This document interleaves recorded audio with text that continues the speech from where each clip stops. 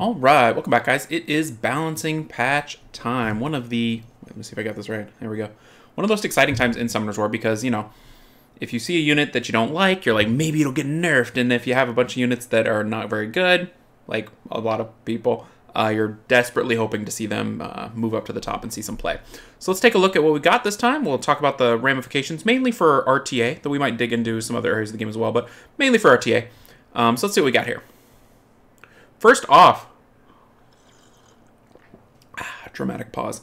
We've got the Okeanos nerf. So Rain of Stone's getting a nerf, which makes sense. Okeanos was a first pick in RTA for basically everybody that also had a ridiculous win rate over 50%, which, you know, you shouldn't have a play rate of 80% and a win rate of over 50. That's the definition of overtuned or too good for the meta. So this is a normal thing.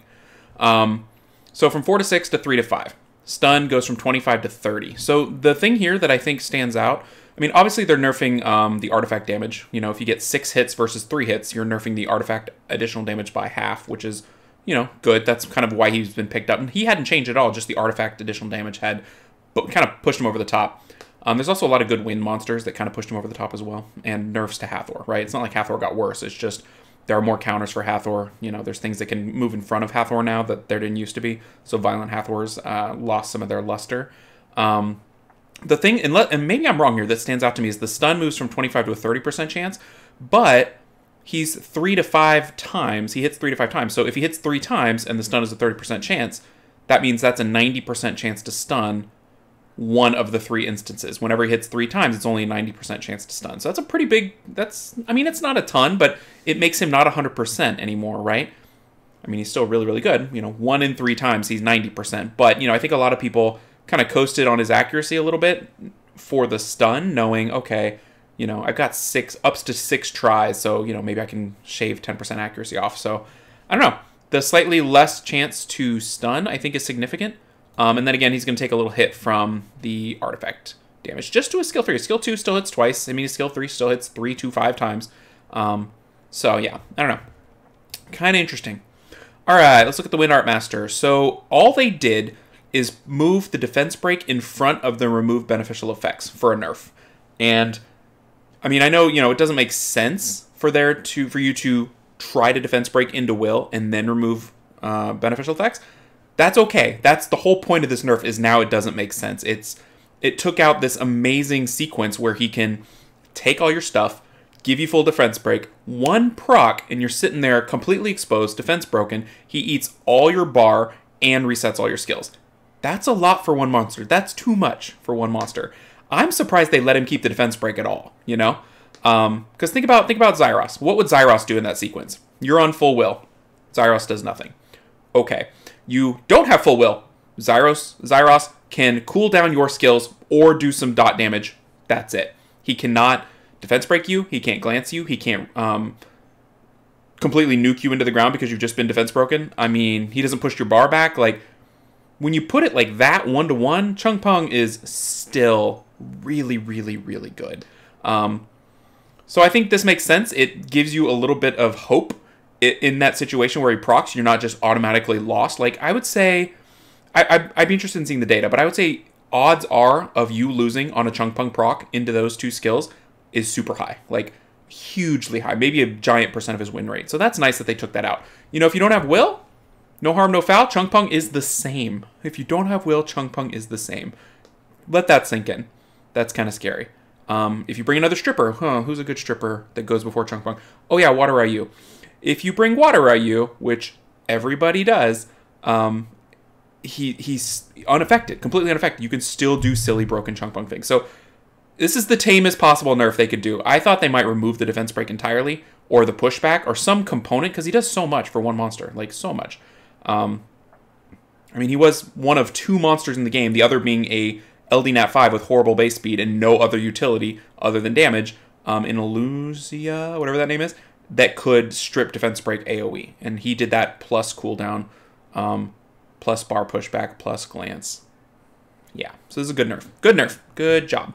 We'll still see him because he's still good, but less. All right, let's look at Wind and Dark Ifrit. I am psyched that Veramos is getting some love because Veramos is cool. And I feel like Veramos is one of those iconic moments in the game. You build your Veramos and then things smooth out. Like on, you know, when I built Veramos, things got a lot easier in general across the board. You could use him everywhere. He was a cleanse. He was like your only cleanse early game. And he's just kind of fallen off for a variety of reasons. So let's look at what we got here. Damage. What used to be your max HP is now enemy's max HP. So kind of a tank buster a little bit. Which is good because his skill 1 scales on speed, so maybe you don't have to worry about max HP as much. I don't think that's the main thing here. The added effect, targets immune to stun get a 50% bar decrease AoE. Immune to stun. So that's not going to have a lot of use most of the time because things that are immune to stun usually are on will in the PvP environment. I think this applies to bosses. This makes him way better for TOA, you know? Bosses in TOA, generally immune to stun. Helps with the turn cycling, right? This is going to help everybody with that. It'll help very situationally with those couple monsters that are immune to stun in PvP. So it's a little bit of a nerf to like your Jaeger, Fire Monkey. You know, there's not a lot, but it's a little bit of a nerf, which is fine. They can handle that. Jaeger can take a little nerf from Veramos. Like, deal with it, Jaeger. Okay, so that's the little love there. The other one is the passive. Goes from 3% to 5%. Nice. It used to be 15% when it came out, and you could not crack a Veramos. Veramos was like AoE Arena. It was awesome if you had him, and awful if you were fighting him. So they bumped up the heal a little bit to 5%. That's good. That's enough to maybe feel it or have some sort of use. The 3%, if you were needed 3% to survive, you were dying, right? So I think this could be another little boost to TOA, maybe for PvP. The nice PvP effect is your attack bar increases by 10% for each harmful effect remaining on your ally after attacking. 10%. So let's say someone did the dark Bastet to you, and you're sitting there with 3 debuffs that you can't do anything about, or you got Rika'd, or something like that, where, you know, usually that's you're gonna lose kind of a situation. Well, you know, Veramos takes a turn, he cleans one up, he does his attack or whatever, you're still sitting there with, what, 2, 4, 6, 8-ish? Maybe more, depending. He's going to take another turn pretty quick and keep cleansing it. It makes him speed up when the cleansing is needed and slow back down when the cleansing isn't needed, which is kind of a cool way to make him useful. I feel like if I'm Comp to Us and people are bringing things like Tetra to deal with that situation, which is fine, but a 4-star kind of useless monster that only deals with that, like, you know, there's a niche there for a Nat 5 to jump in and help out, you know? And I think Veramos is going to fill that niche a little bit. He's going to be kind of like a Nat 5 Tetra. And everybody has him, so yay. It's a little bit of a nerf to some things that are running a little bit rampant in the high-end RTA right now. I mean, if people last pick a Rika, maybe you had picked a Veramos before, or they picked Rika a little too early and you picked Veramos last. It kind of fills that Tetra role in my mind. A little bit of a nerf to Chung Pung there because he does lots. He just kind of spams out stuff onto you. So good job. I like that. That's going to be nice. Not like a super sexy buff, you know. You're like, oh, Veramos, okay, but like needed. So I'm happy about that. All right, Art Masters. Oh man, these Art Masters. Okay, so water. When enemies remove beneficial effects, the attack bar of the ally with removed beneficial effects will be increased from 10 to 15. Cool. He does his job better. He didn't do his job well before, so any increase in his ability to do his job is great. So good job there. The Fire Art Master, I think, is a really nice buff for a section of RTA and just players that have been hurting, which is Cleave. Cleave's hurting. Cleave is hurting. And this is nice because if you've ever tried to play one of those speed cleaves, which uses monsters who scale off of attack and speed, your options are Kali or Wind Barb. That's it, to boost both. Because how those work is you either defense break them or you get your double buffs, your attack buff, speed buff, and it gives them enough damage to not need a defense break to still do damage. Now you've got Fire Art Master to provide that as well, and he has a strip. So it's literally a Nat 5 version of those two monsters. It's attack buff, speed buff, strip, and then the put him in a box scroll trap thing, which is cool. Like, I kind of want this guy a lot now, because it opens up a whole new playstyle that is fun and is largely awful right now. So I kind of think that's a really nice buff. And getting an additional turn, the next one over after scroll trap is awesome. Just lets him cycle more, lets him trap more. Very nice. So I think Fire Art Master we're gonna see a lot more. You should be afraid if you see Fire Art Master and Fire Art Master Chung Pung. There's your two strips. There's your defense break. There's all your buffs. And yeah, what are you doing, you know? Maybe they bring in some of those crazy monsters like Dark Amesity, Amduat, right? Poseidon, those speed scaling control damage dealers that work really well. Savannah. So yeah, it's going to be really, really nice. All right. Light Artmaster also gets a buff. Yay, good job, both of y'all. Hope you guys enjoy it. All right, Dark Artmaster, Mask of Devil, removes the harmful effects and turns into immunity. I mean, doesn't affect many people. If you see it, probably going to have to read the skills anyway, so yay, that's good, I guess, right? Occult Girl, nice little buff here. Buffing Dark, which I think is probably good. Dark is not in the best spot, but Water is a nice monster that I think was in a good spot in Annabelle and gets a little buff, which is super, super nice to Annabelle owners. So I'm even more excited for my Annabelle. It just bumps her healing up to scale off of HP and attack power.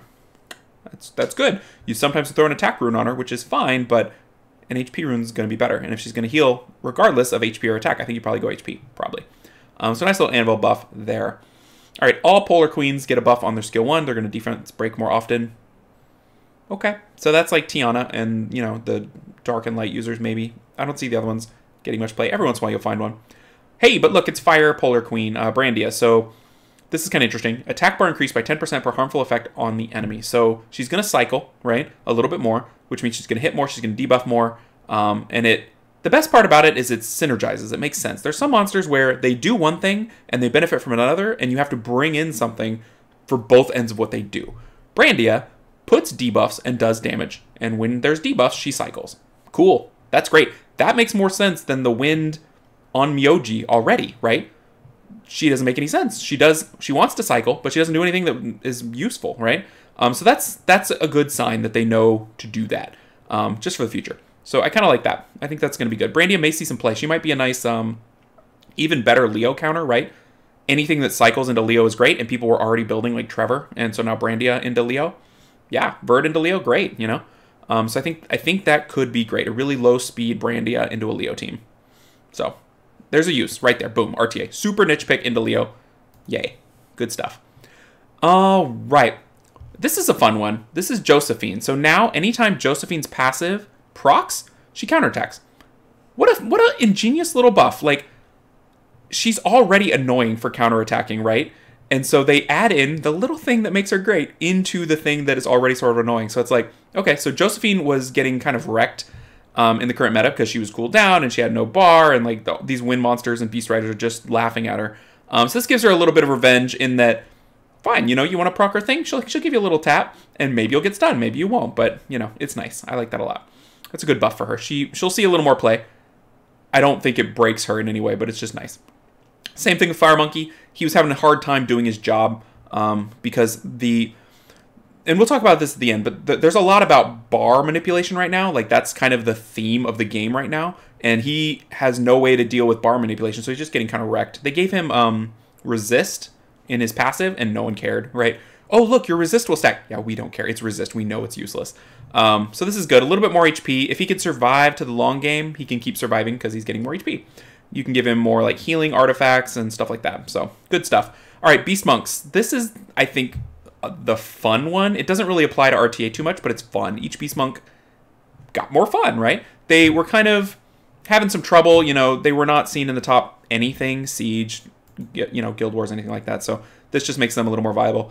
Water with the attack bar AoE boost is interesting because he already feels like he cycles too much with his speed buff from punching and, you know, things hitting whatever he's defended, and it feels like he cycles. Now he cycles more. Hey, everybody cycles more. So that's kind of nice. Not RTA viable at all, but still interesting. Fire now has a cleanse? Huh. All right, so, you know, if you have fire and you can't do Dimension Predator, cleanses are good. So that's already a PvE use. A Dimension Predator, he's a healer. He has a cleanse. That's something. You know, if you're going to bring him into something, a cleanse is going to be great. So I think that's good.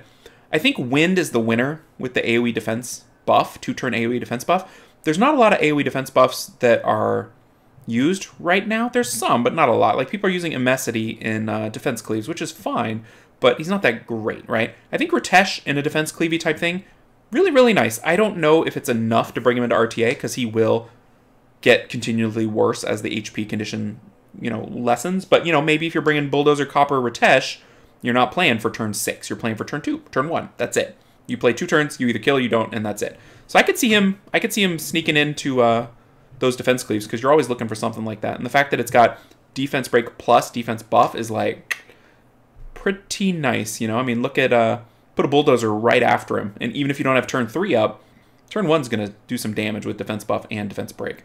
So I think that's a nice, really nice little buff for him. All right, and then the light one. So congratulations, both of you guys. This is an interesting one. All allies counterattack. Cool. We'll see how it works. It's not gonna matter too much because you're not gonna see too many of these. Okay, meditate is now heal whoever you want, which is cool. Not the worst HP condition in general. You wanted to heal the worst HP condition, but let you heal whatever you want. I don't know if the cleanse is still there or not, so that might matter. I'm not sure on that one. Okay, Water Druid.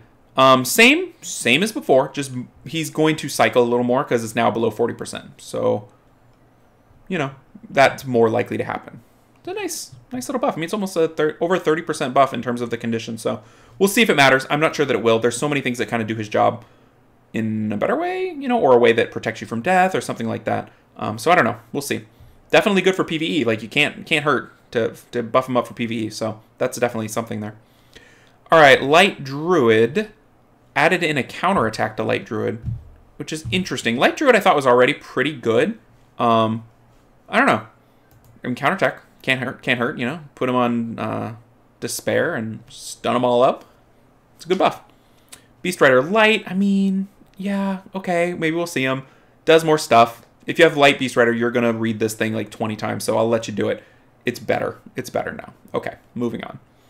String Masters. So they're trying to make them work. Like, imagine spending time on an update that includes String Masters, and, you know, you come up with this new mechanic that's never been seen. You're the art department. You make these beautiful models and animations, and then whoever implements the way they work into the game just completely drops the ball because they have no use in the game, maybe up until now. Like, no use. That's so disappointing for something new, you know?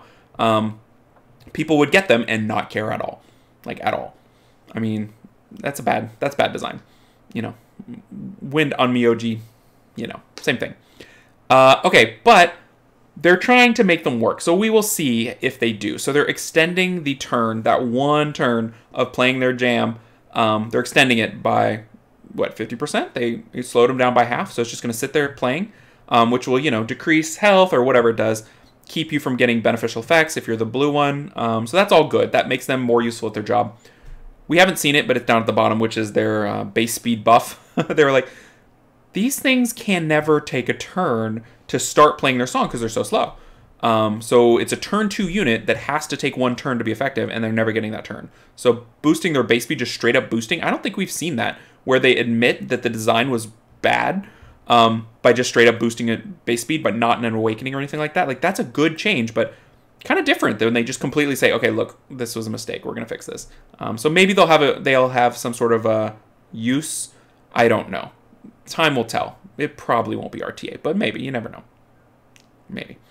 Okay. Snipers catch a nice buff kind of across the board. I mean, damage up by 7%. Not too bad. Fire, defense break, doubling in length. Excellent. Excellent. I think they're trying to make fire sniper a thing. It's interesting snipers get a little love because they've been kind of except for blue one and occasionally the light one. What else? What else? Fire, wind, dark, hidden aim. Increases the chance of receiving a glance. That's a lot. 70% is a lot. So I think that's a nice buff. Did I miss one? Attack speed gets slowed down by half a place. No, that's the other one. Okay, we talked about that. Okay. So yeah, so not too bad. Not too bad. We'll probably see them hit the field a little more often. Probably in 4-star league. People have got them. But they might be worth building now. Kind of have to wait and see. All right, the Liches got some changes. So just a flat 13% increased damage off of Soul Summoning, which is good, 13%. I mean, the Liches, I guess, were underperforming. They have some issues in that they're slow and they don't cycle a lot. And yeah, they're kind of in a sad spot. Water. So hey, look, it's a problem. Cycling fixed on water. It used to be increase attack power and defense by 10% each if you didn't get crit. But now it's increased your attack bar by 20% each. So it can't be CC'd. It's going to cycle. That's good. That's what you want. So maybe. We'll see. Maybe. Water might have a chance. We'll have to see. I don't know. But that's a good change. At least it's different because it was bad before. It had no chance before. So maybe with the cycling, it'll see play somewhere.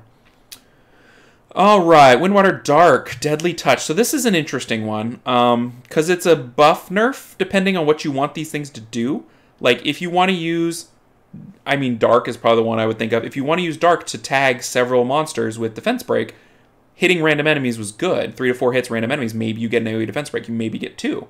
But now that it only hits one target, you're never going to get more than one unit defense broken, which is a bit of an issue. The positive thing on this is this skill hits like a truck. And so putting all 3 hits into one monster makes it more of a threat, I think. So for me, with the Dark one, I'm like, okay, I'm going to hit really hard, Defense Break first skill, hit 2 more times on the same skill. That's good news, you know? So maybe things will work out. I don't know. Like, it's not blatantly a buff, and it might be a nerf depending on what you want it to do, but it's going to do more single target damage at the cost of AoE utility. So however you use them, if you do use them, which, you know, probably not, you might feel one way or the other about it. I think it's fine. I think in my mind, anything different on a unit that is currently underutilized is good. Even if it gets worse. Like, why complain about a nerf or a perceived nerf to a unit that no one uses anyway? Like, at least it's different. Maybe it'll be fine. And, you know, with these kind of units, they're trying to make them better. So they saw something in these units that they were like, if we put it on single target, it'll get more play, right? That's what they're trying to do. They're not, I would hope, they're not just messing with these for no reason. They're trying to get some of these units to see more play. So I'm hoping that's for the best. So we'll have to see how it goes. There's a lot of that because we don't know. We haven't tried these yet. People will try them and post and we'll figure it all out. But we're just kind of breaking down the initial thoughts right now. All right, Fire Assassin. This reads funky. So if an enemy recovers HP 10 times, you ignore defense on your next turn for Fire Assassin. I mean, 10 times recovery. So how's that going to happen? Passive skills, right? Only passive skills. You're not going to heal 10 times in one match. Maybe you will, but it seems very unlikely. So if you're fighting Raccoony, eventually something's going to get sniped. Perna, things like that. Molly, right? That's good. I like that. It's kind of weird and it takes a long time and we'll have to see how they mark it.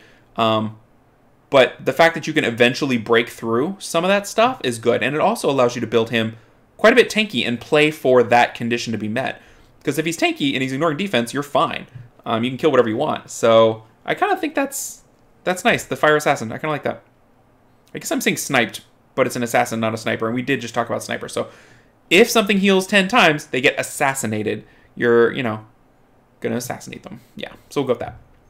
All right, Wind Assassin, cooldown time down, good. 6-turn cooldown. I mean, with Devilmon's fine. I mean, skill ups, but like 6 turns a lot for anything.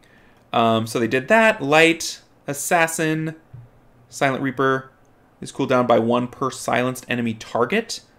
Interesting. I mean, there's an argument to be made. Use an AoE silencer like a Triton or a Poseidon, and then this thing's going to Silent Reaper over and over and over and over because they're already silenced, so you don't have to rely on the assassin to do it. So that's kind of something. Dark Assassin, cooldown time down 1 as well. Cool, we'll take it. All right. So we got some awakening effects. Dark Art Master, speed up 15. Yeah, that's always good. That's always good. I worry a little bit that buffing has become give more base speed or give more turn cycling, and that is the extent of how things are buffed in this game. It's a slippery slope, you know? I mean, and I think it creates a scenario where the entire game is about cycling, is about turn cycling, and that's about it. Which, taking turns is good in a turn-based game, but you know, you can't just give that to everybody, because then everybody's the same, except for monsters that don't have any turn cycling. You know, like if everybody cycles, then just remove it from everybody and the game's back to normal.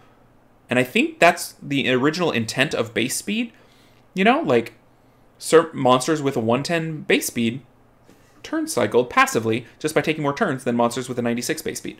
But now that's somehow not enough. The base speeds feel too egregious, so then they just incorporate turn cycling into more and more units. So I don't know, little rant there, but I would like to see more counter turn cycling units that punish that.